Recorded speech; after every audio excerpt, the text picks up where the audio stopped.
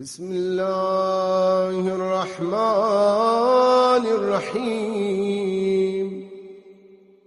اللهم صل على محمد وآل محمد. الحمد لله الأول قبل الإنشاء والإحياء، والآخر بعد فناء الأشياء،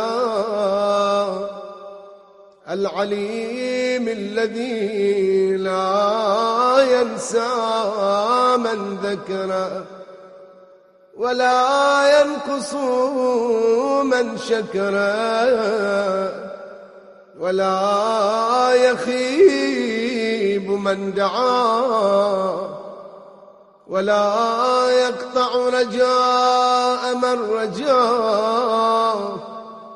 اللهم إني أشهدك وكفى بك شهيدا، وأشهد جميع ملائكتك وسكان سماواتك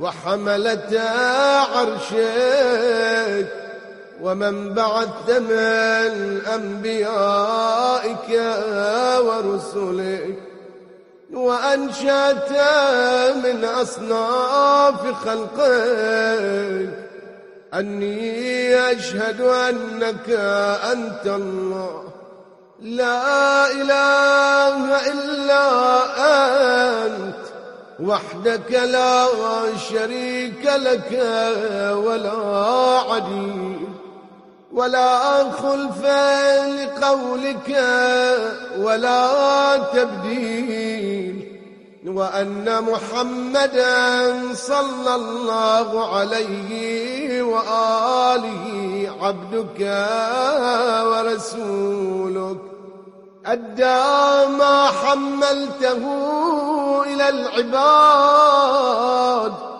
وجاهد في الله عز وجل حق الجهاد، وأنه بشر بما هو حق من الثواب وأنذر بما هو صدق من العقاب.